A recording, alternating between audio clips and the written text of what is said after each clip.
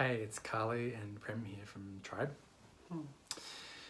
We want to share a bit about trauma patterns in relationship. It's something that's come up for us in the past few weeks, and it can be, I think, an incredibly difficult part of relationship, particularly when we kind of like trigger each other in each other's trauma, you know.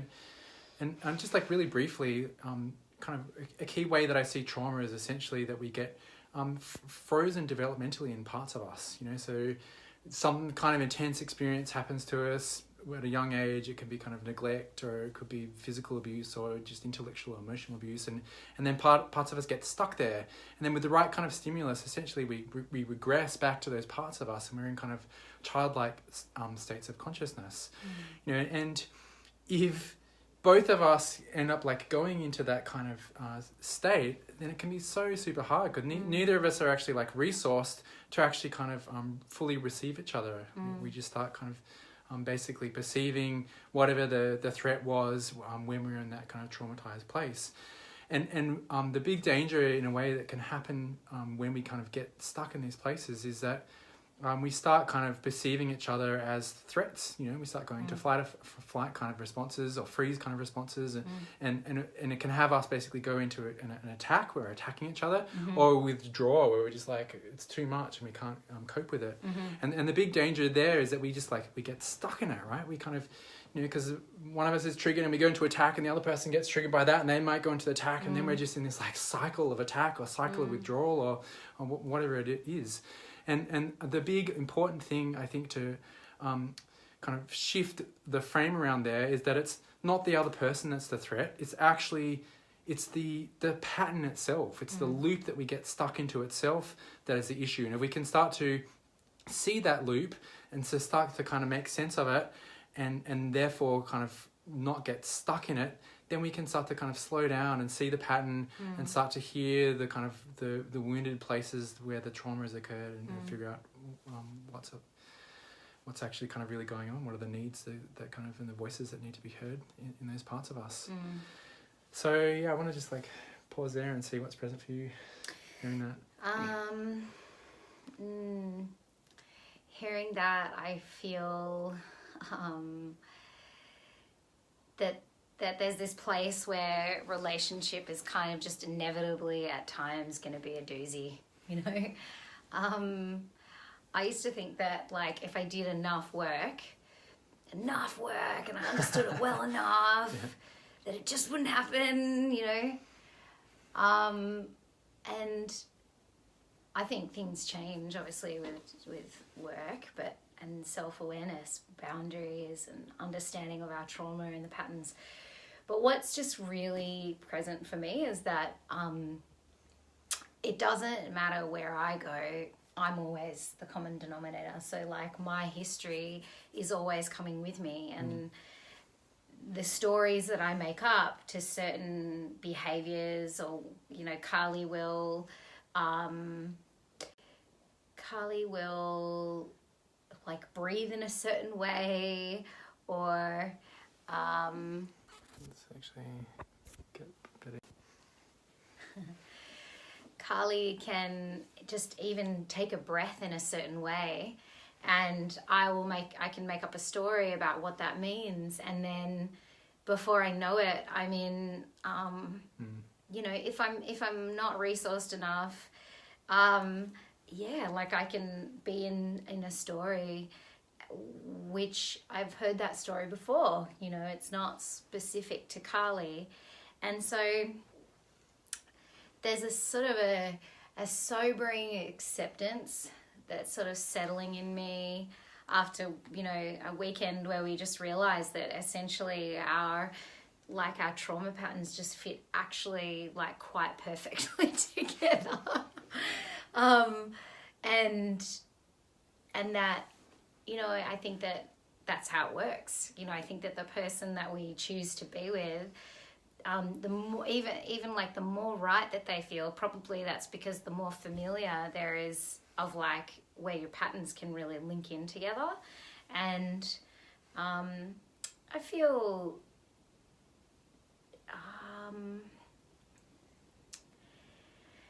it's like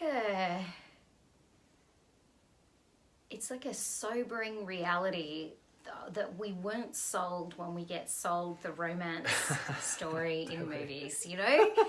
And I think that, you know, I was saying to Carly today, like, I actually want to have some kind of ritual process where I accept that this is the reality of my life, is that I carry this certain hurt.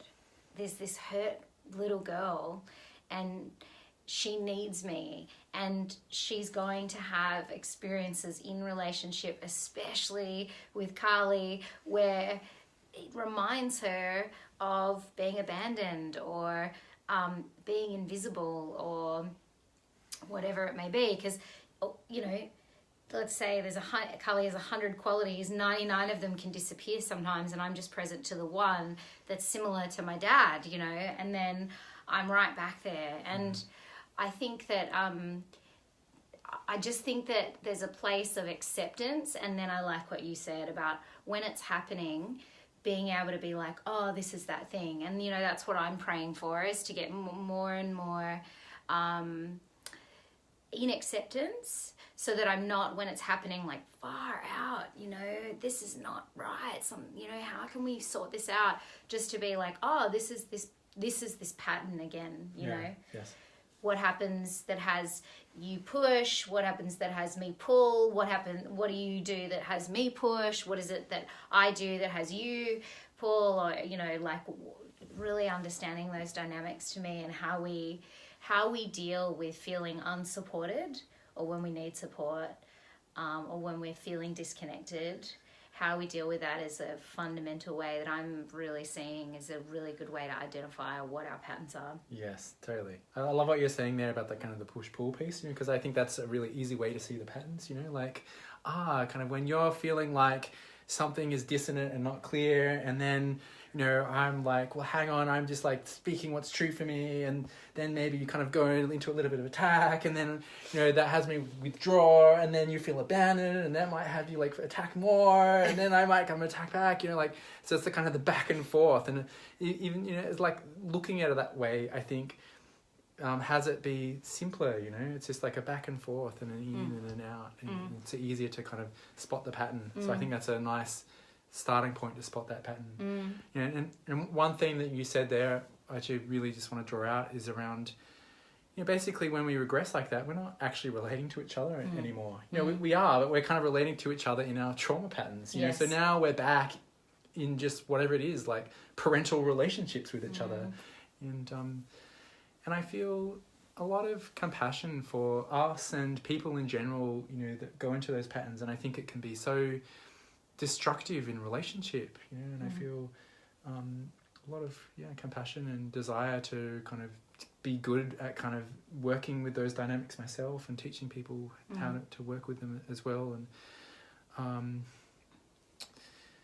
And you know, something that I'm really appreciating in our relationship, that, you know, it's okay that we're imperfect, you know, and that's a general theme, I think, for what we're wanting to communicate in these lives, is that, you know, personal growth doesn't have us become perfect. It just has us be better in relation, and being kind of better to communicate and deal with that imperfection. And so to welcome that into relationship, and it's like, at times we're going to regress, and we're going to go into, you know, those kind of traumatized places. And what is it to, you know, look after ourselves if we're into that as well, because it can be really hard if both people are in that place, but just like have a lot of compassion for ourselves, you know, and just like, you know, have the patience to kind of be able to make sense out of it, you know, rather than just like, oh my God, it's like way too much. And then I think in that place of compassion and patience, and just gradually figuring it out, there then can just be like actually amazing gifts in it, you know, and we can start to like,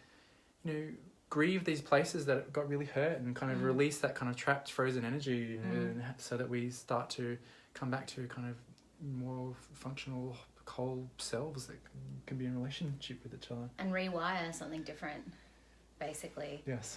Like that's my prayer, is to, that we actually can rewire. So whatever happened, you know, maybe we had a parent that was like way too much, you know, and was like way in our face all the time, you know, and so there's a shit when it comes to any kind of intensity, or the opposite, like the parent wasn't there, and so, you know, this little person's like seeking to know that they exist. And I think that, you know, I personally think there's a lot of value with understanding that part of our lives. I spend a lot of time looking forward and just like creating, like I can just create from here. And I think that there's value in that too. But, and I think that everything that's happening right now actually can be worked out. But I think that it's so valuable to understand what happened, just in terms of, you know, was there a lot of push, so I had to pull away, or was there like a lot of pulling away and I had to, you know, push? I think it's really helpful to understand that, because what that means then is I can actually start to make more object of what's actually happening here and be like, far out, this is super familiar to me. So maybe, just maybe, there is a way that the intensity that I feel is not all from this situation.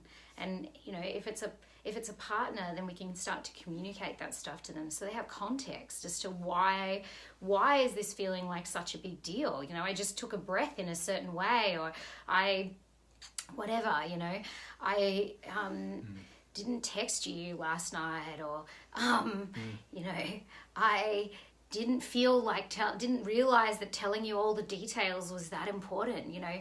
But once our partners start to have context about what it was that had us be where we are now, we can actually start to, you know, say specific phrases that really speak to whatever that pain is. Like, you have a right to exist, or you are important, your feelings matter. And these are like really key things that if we've communicated previously to our partner, we can actually use these key phrases, knowing that they really fit for that person, because they've shared stuff with us previously where there's this really raw wound. And this is the stuff that brings the other back online, such that we can remember, oh, that's right, we're like, we're not back there, we're not you know, you're not my mom, or you're not my dad, that's right, you know. And for some people that's going to sound weird, and that's okay, but you know, that I just think that's the simple reality, that we continue to repeat our early caregiving relationships to essentially heal them, and I do believe we can. And I think having key phrases to say to each other to bring back when that limbic brain, you know, when our prefrontal cortex has gone offline, is super duper helpful. Yes, totally. Yeah. There's like some things I love that you said there. I just like want to like kind of you know, emphasize. One is around, you know, like even knowing if I'm going to a trauma response, like just a simple question is like, is my reaction right now proportional to what's actually occurred? Yeah. You know, a phrase was said, a look was said, and I'm like freaking out. You're like, and it's, you know, it can be hard to even know that we've gone into that kind of regress kind of place. You know? So I think that's a really important piece. And and then I love what you're saying just about, you know, in the rewiring. You know, I think there's a kind of this first step of just seeing it, making sense of it. You know, seeing the enemy as the pattern rather than the kind of the people. You know, starting to make it okay that we actually have trauma. You know, in us. You know, most of us do. To then actually make sense of that, to then actually, you know, for me, I feel like this place of where at times I feel scared that I don't actually have a right to exist, you know, that's like true for me, and to just like feel like I've got a voice and that I'm being validated, you know, and for you to know that about me, such that, you know, that I've got kind of sensitivities in that place, and that, you know, sometimes it's really important for me to just ask for that, you know, like, hey, can you just like, you know, tell me that my experience is valid and what you're hearing in my experience, or something like that, you know. Or if you know that, you can then actually start to help me, you know, receive that experience myself, you know, because it wasn't an experience necessarily that I had strongly in my childhood. So you can help me now to start to rewire that. You know, so now it goes from this dysfunctional pattern that we're in to making sense of it, and now we can actually help each other to recreate the new patterns, which, you know, is, I think, a beautiful, empowering thing that relationship can be. Super duper. Yeah. I think the last thing that I'd love to say is really just around admissions, and I think that when there's been like a lot of intensity, I feel that repair is like really, really key. And doing repair really consciously. And I have had enough experiences in my past where I haven't done repair well or at all. And I think over time it erodes relationship. And I think repair is super duper key. So like I see a lot of couples who are like, okay, we're sweet now. Like we managed to just like get out of it. Now we're managing to have a laugh, or perhaps you both went to work and you came home and you've let it go. But depending on how kind of deep it was, the rupture or the chaos, I feel it's really, really important to kind of to close a cycle off, because that's essentially what it is. It's some kind of turn of a spiral that's occurring within the relationship dynamics, such that we're growing, right? If we move through it and are able to make object of it and go, this is this part and this was this part, versus you did this, you did that. But I feel like the closing is really important. And you know, Carly and I have had a weekend of like hard work, basically. Actually, we've had a couple of weeks of like, you know, being really kind of in the grind of seeing our patterns. But it felt like it all came to a crescendo with the full moon this weekend. And for me, today has been a really important day for closing that and acknowledging where we've hurt each other, or and it's like, not because I feel ashamed or I'm a bad person, or you know I need to say sorry so that you love me again. It's actually like remembering, like, I really love this person, and actually it hurts me to see them hurting, you know. And I know that this person loves me, and I know that, like, remembering that is so key, you know, because our little ones don't remember that. Our little ones are like, you hurt me, I don't want to trust you ever again, you ruined my toys, you know. But like there's a moment where we kind of like can come out of that and be like, oh, that's what happened, and now like let's honor each other as adults, you know, and really take time, whatever that looks like as a couple, to really kind of close that circuit and have it feel nourishing and like filled with pleasure and loving and admissions. Beautiful. Just the only thing I want to add to that is, I can't remember the exact figure, but it was like secure attached children are actually not in secure attachment, you know, 70% of the time or something. It's actually the repair process to bring us back into secure attachment that it really establishes a sense of security. It's our ability to come back into security with each other, which I think is just so key. Yeah, awesome. Thank you. I love you. Thank you. I love you. Thanks for watching.